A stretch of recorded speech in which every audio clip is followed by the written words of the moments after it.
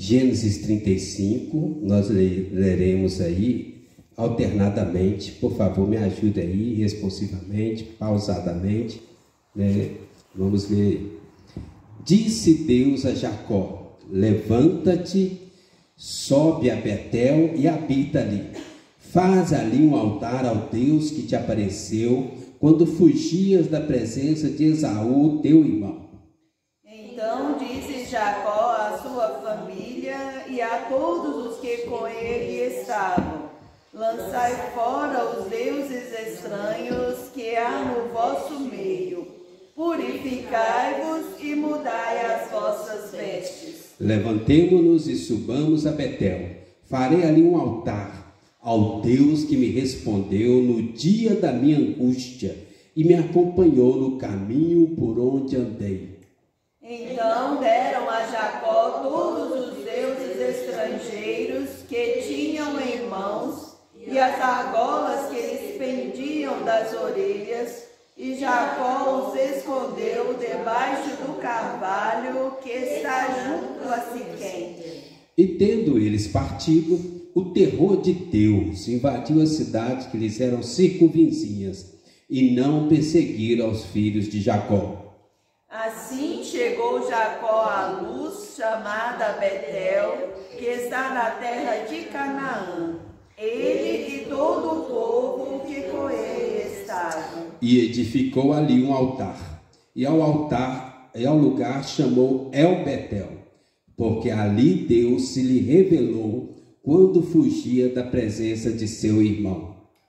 Morreu Débora, a ama de Rebeca, e foi sepultada ao pé de Betel, debaixo do carvalho que se chama Alom-Bacute. Vindo Jacó de Padã Arã, outra vez lhe apareceu Deus e o abençoou.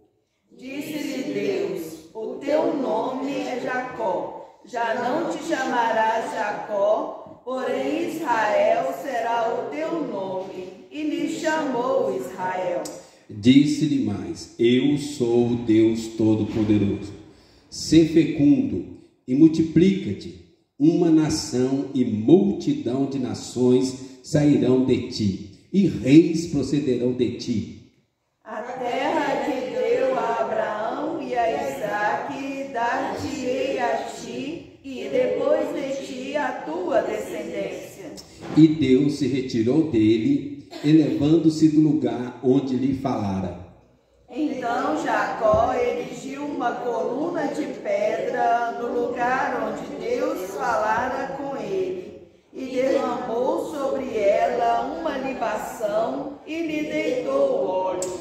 Ao lugar onde Deus lhe falara, Jacó lhe chamou Betel.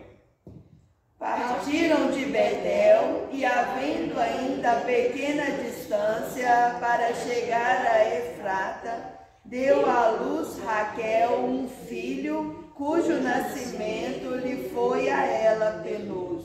Em meio às dores do parto, disse-lhe a parteira: não temas, pois ainda terás este filho.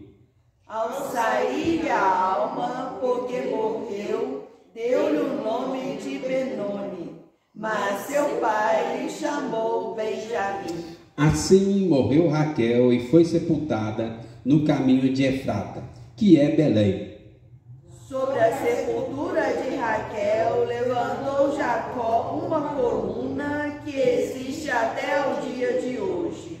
Então partiu Israel e armou a sua tenda além da torre de Éder.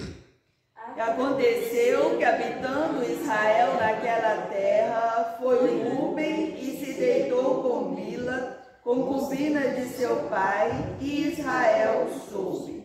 Eram 12 os filhos de Israel.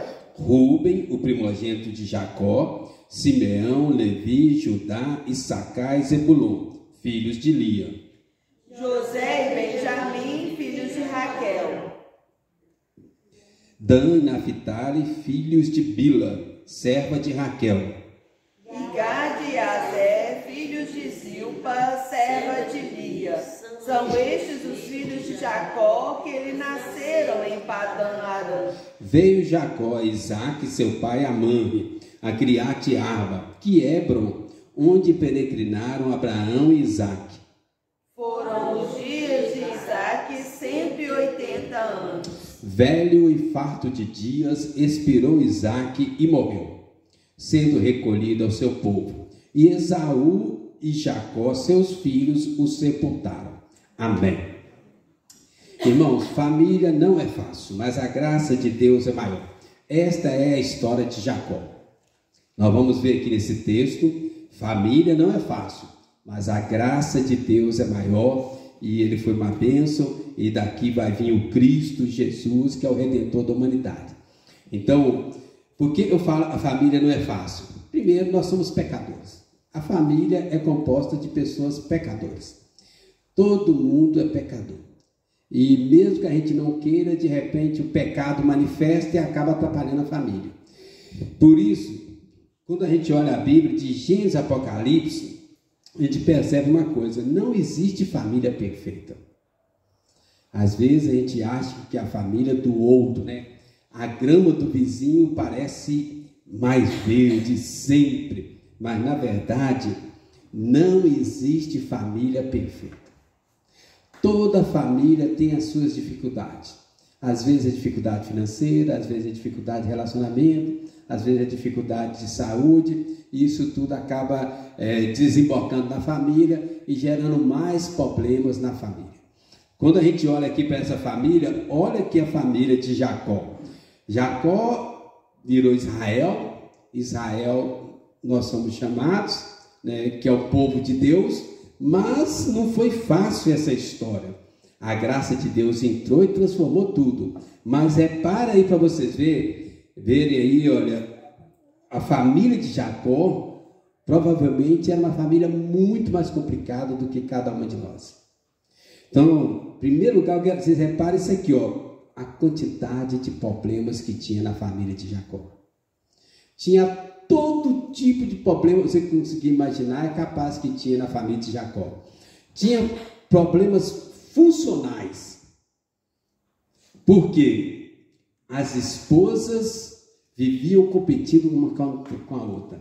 Quantas esposas havia nessa família? Um marido e quantas esposas? 4 esposas. E essas 4 esposas viviam competindo uma com a outra. Como é que funciona uma família dessa? E os filhos? Quantos filhos eram? 13 filhos, das 4 esposas. E os 13 filhos viviam brigando um com o outro. Estava sempre tendo desentendimento, E no caso de José, tinha inveja de José. Então tinha problema funcional, tinha problema estrutural. Um pai, 4 esposas, 13 filhos. Isso não é uma estrutura de família ordenada por Deus. A família ordenada por Deus é um homem e uma mulher. Não pode ter outra para que esta não seja rival. Lembra de Ana, Eucana, Penina? Eucana amava Ana, mas a outra era rival ali, dava uma confusão terrível. Então eles tinham problema funcional, as esposas competindo, os filhos brigando, tinha problema estrutural. A estrutura de Deus é um homem e uma mulher. Aqui havia um homem, 4 mulheres, 13 filhos, uma bagunça. Tinha problema cultural. Se você olhar aí no versículo 4, eles largaram o Deus de Israel e tinham outros deuses da cultura. Era normal onde eles viviam, cada povo pagão tinha o seu Deus. E eles pegaram aqueles deuses pagãos lá de fora e estava tudo dentro da família. Então, era um problema muito sério. Tinham problemas emocionais. Emocionalmente falando, os filhos estavam todos magoados, porque José era o preferido. As esposas estavam tudo carentes. Como é que um marido vai dar atenção para 4 esposas ao mesmo tempo?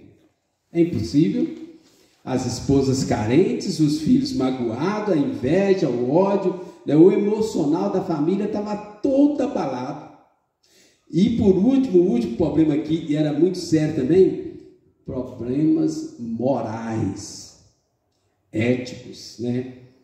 O pai era negligente em resolver os problemas da família. As esposas carentes, os filhos brigando, e o pai não fazia nada. Tinha problemas ali, mentiras, mágoas, ressentimento, inveja, ódio, e quase chega a um assassinato dentro da família, mas havia assassinatos para fora da família. Olha que confusão. E isso acabou, essa bagunça toda, acabou de uma forma muito triste, que o filho primogênito acabou dormindo com a mulher do pai. Vai explodir tudo. Então, irmãos, era uma família complicada, mas a graça de Deus é maior. É desta família que nós estamos falando que vai vir Jesus, o Cristo, o Redentor da humanidade, o nosso Salvador e Senhor. Dessa família com problema funcional, estrutural, cultural, emocional, moral, todo tipo de problema tinha naquela família, mas é desta família que vai vir o Redentor da humanidade. A graça de Deus é maior, não esqueça isso. Eu vou provar para vocês no texto aqui, nós vamos chegar ainda. Qual era o resultado que aconteceu no meio dessa bagunça toda, esse tanto problema, os resultados e as consequências? Normalmente, o que a gente espera numa família? A gente espera que tenha amizade, cooperação, coletividade, comunhão, união.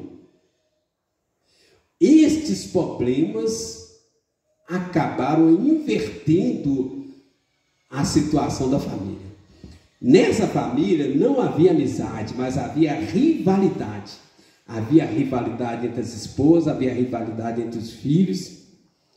Toda família, o que a gente mais preza é a amizade dentro da família. É ou não é? Tem uma frase muito comum, as pessoas falam assim: eu posso falar mal da minha família, mas ninguém pode falar mal da minha família, porque a família se protege. Mas nesse caso aqui não era assim. Toda família espera que tenha amizade. Nessa família não tinha amizade, tinha rivalidade. Outra questão interessante: toda família, para funcionar bem, precisa ter cooperação. O marido tem que desempenhar seu papel, a esposa seu papel, os filhos seu papel. Toda família precisa de cooperação em várias áreas, financeira, emocional. Mas nesta família não havia cooperação, havia competição. Cada esposa queria o marido, que era um só, não estava dando atenção para todos, porque não conseguia. Cada esposa competindo para ter a atenção do marido, e usando de mentiras e artifícios às vezes. Os filhos que deveriam ser unidos, havia competição entre os filhos. Ao invés de eles apoiarem José, animarem José, fortalecerem José, ajudarem a José a desenvolver e responder e receber o sonho de Deus na vida dele, eles tentaram matar José. Tentaram matar o sonho de José, matando o próprio José. Misericórdia. Não havia amizade, mas havia rivalidade. Não havia cooperação, mas havia competição. Não havia coletividade, mas havia uma grande individualidade. Família, né, por natureza, é um órgão só.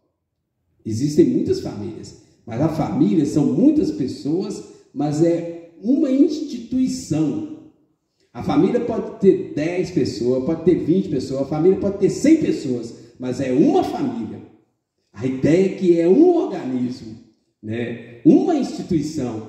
Nesta família, parecia que eram muitas famílias dentro de uma própria família. Porque o tempo todo, cada um por si, e Deus por todos. Então, irmãos, olha só que situação. Problema funcional, estrutural, cultural, emocional, moral, gerou um monte de resultados e consequências, né? Não tinha amizade, mas tinha rivalidade. Não tinha cooperação, mas havia competição. Não havia coletividade, mas havia individualidade. Cada um por si e Deus por todo. Irmãos, só isso aqui era suficiente para a família explodir. mas não explodiu. Por quê?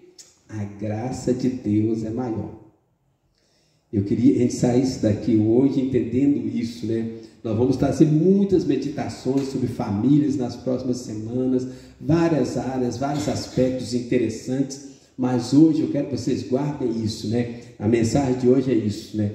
Não existe família perfeita, viver em família não é fácil, mas a graça de Deus é maior. É isso que deve ser a base, que tem que nos sustentar e nos fortalecer.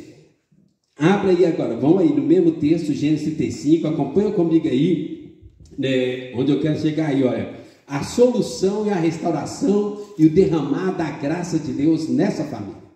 Gênesis 35, agora eu vou começar a meditação. Gênesis 35, a graça de Deus é maior. Do versículo 2, olha aí, a primeira questão importante para uma restauração na família, irmãos, presta atenção nisso aqui, isso é muito importante para que haja restauração na família.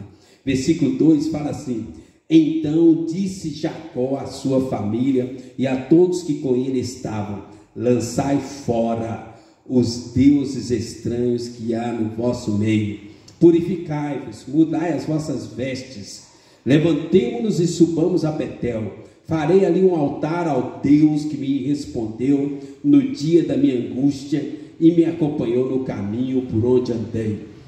Primeiro ponto aqui, irmãos, para a gente ver uma restauração da graça de Deus na nossa família: santidade.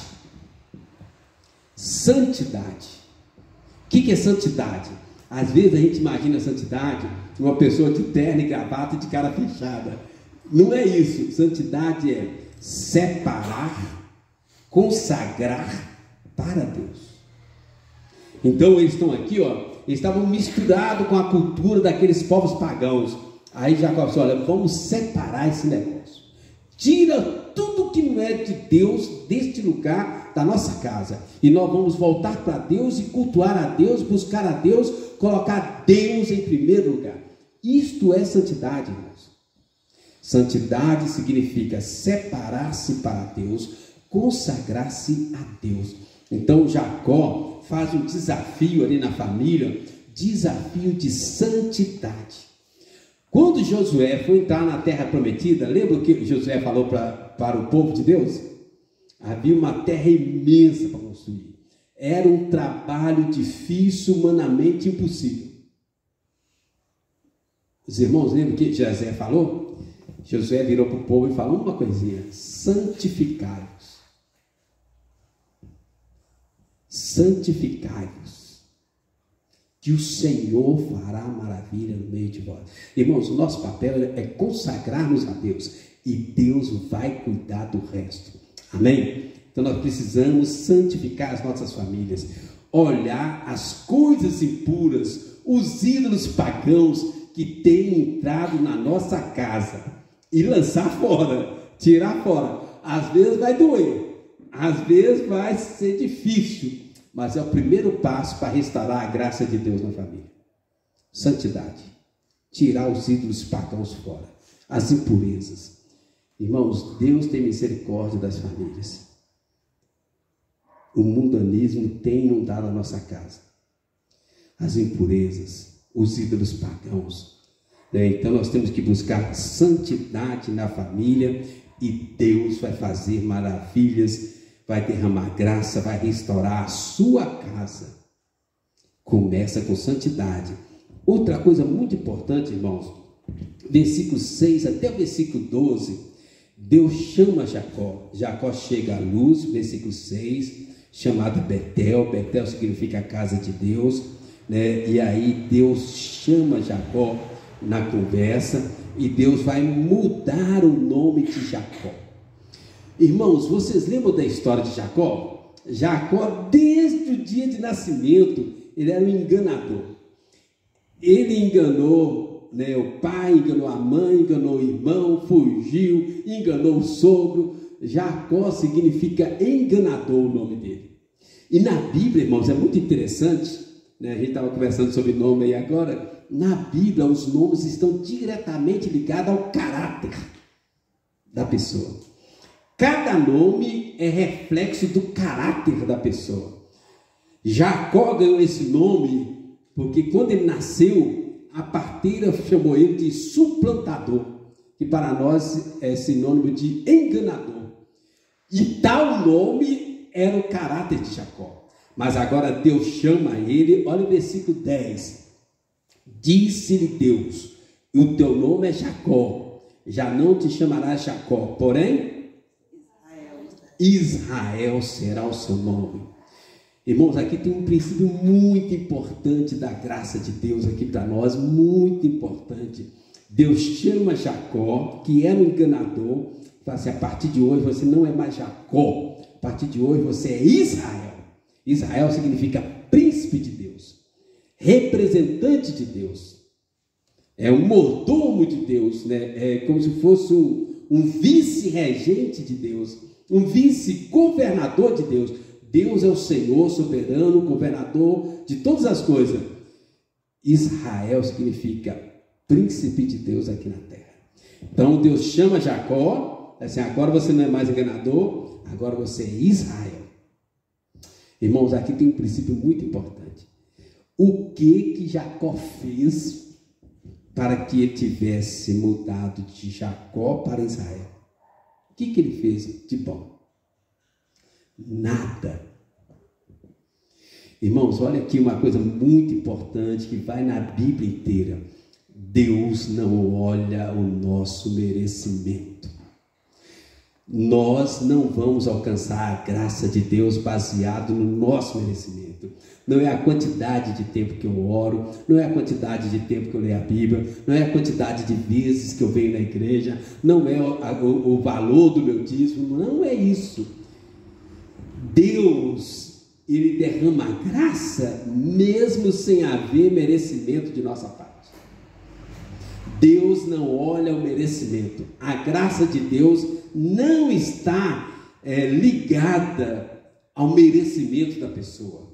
A graça de Deus, ela é derramada sem medida, na medida da nossa consagração. Não é porque eu sou melhor, mas é porque eu me consagro a Deus. Consagração não significa eu vou orar mais, ler a Bíblia mais, não é isso. Consagração é: agora eu vou me separar para Deus.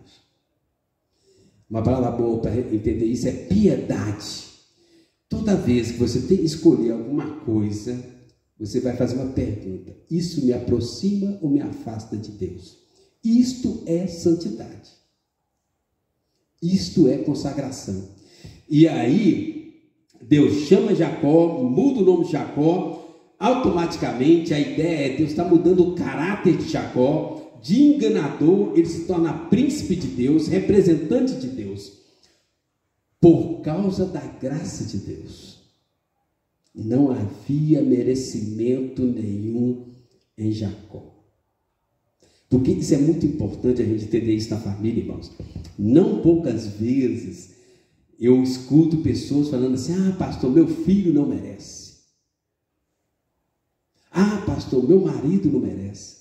Ah, pastor, minha esposa não merece. Ah, irmãos, ninguém merece nada. Tudo é pela graça de Deus. Se Deus fosse olhar o merecimento, ninguém estaria aqui. Deus prova o seu próprio amor para conosco pelo fato de ter Cristo morrido por nós, sendo nós o quê? Bonzinhos, merecedores, bonitos, inteligentes, consagrados, espirituais, dá dízimo alto, nada disso. Deus prova amor por nós, sendo nós pecadores. Pecadores, né? Hoje eu estava decorando um versículo, né? Fala um versículo maravilhoso, um dos primeiros versículos que eu conheci na minha conversão, né? De longe se me deixou ver o Senhor. De longe, eu nem olhava para Deus, Deus já me via. E, com amor eterno eu te amei, por isso com benignidade te atrai. Eu nem estava olhando para Deus, eu estava descostas, né, para Deus. Deus me viu, Deus me atraiu, Deus me amou, sem que houvesse merecimento nenhum em nós. Isso tem que estar na nossa família. Então, santidade, graça, não olhar o merecimento. Uma outra coisa, olha o versículo 23 agora, já caminhando aí, né, para o final. Versículo 23 tem um detalhe interessante, irmãos. Fala assim: Rúben, o primogênito de Jacó, Simeão, Levi, Judá. Judá. O que tem de importante em Judá, irmãos? Jesus veio de Judá. Jesus é o leão de Judá. Quando Judá nasceu, a mãe dele falou assim: dessa vez vou louvar o Senhor. E ela acreditou, gente, que de Judá viria o Cristo. Olha que interessante, fé e esperança em Jesus. Ela estava tão firme na promessa de Jesus, que Jesus viria dali, que ela colocou o nome dele de Judá. Judá significa louvado seja o Senhor, ou louvado seja o meu Salvador. Olha que interessante, quem era o primogênito? Rúben. E depois de Rúben ainda tinha Simeão e Levi, mas a Judá, ela colocou o nome de Judá. Irmãos, Lia tinha uma fé e uma esperança que o Cristo Redentor viria de Judá. Nós gostamos muito de ficar elogiando Raquel, né? Mas a matriarca, aquela que faz parte da linhagem, é Lia. Lia é a mulher da geração. Foi Lia que acreditou na promessa de Judá. José se destaca como uma pessoa maravilhosa, de pureza, no meio desse monte de filho. Mas o patriarca, né, a matriarca é Lia, e de Lia veio Judá, e de Judá veio Cristo. O que é isso, irmãos? Fé e esperança. Nunca perca a sua fé e a sua esperança em Jesus. Ela já tinha tido 3 filhos, e ela já estava brigando para ter mais filhos. A disputa estava grande. As 10 empregadas já tinham entrado no circuito da rivalidade. Mas aí veio Judá, e ela acreditou: é daqui que vai vir Jesus. Nós gostamos muito, né, de Raquel, mas Lia é escolhida de Deus. É Lia que é a matriarca. É de Lia que veio Cristo. E ela acreditou nisso quando Judá nasceu. Daqui vai vir Jesus. E ela colocou o nome dele de Judá. Ela é a matriarca. A história de Raquel é muito bonita, mas é Lia a escolhida de Deus para vir o Cristo. E ela acreditou nisso. Ah, mas o sogro enganou Jacó. Deus usa os nossos erros, falhas e pecados na sua soberania, porque Deus tinha escolhido Lia. Jacó apaixonou com Raquel por causa da beleza de Raquel, mas Deus escolheu Lia. E Lia acreditou na escolha. E Lia colocou o nome de Judá por causa da escolha.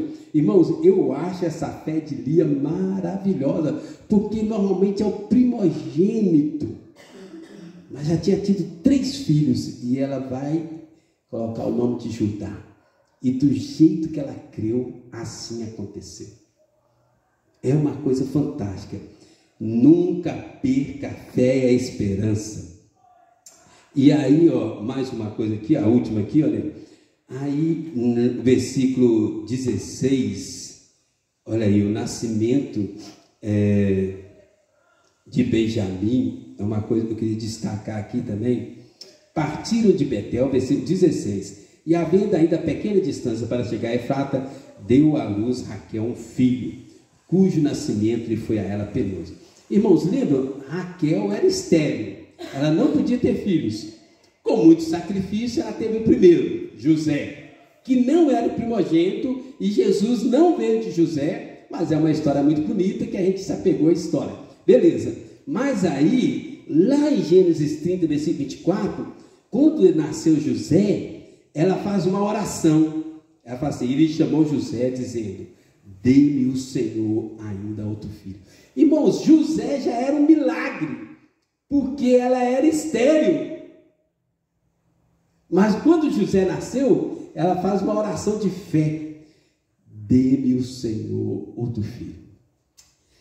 Né? Ela tinha dificuldades para gerar filho, né? Mas ela orou, Deus atendeu. Ela morreu no parto. mas ela viu a oração dela sendo respondida, né?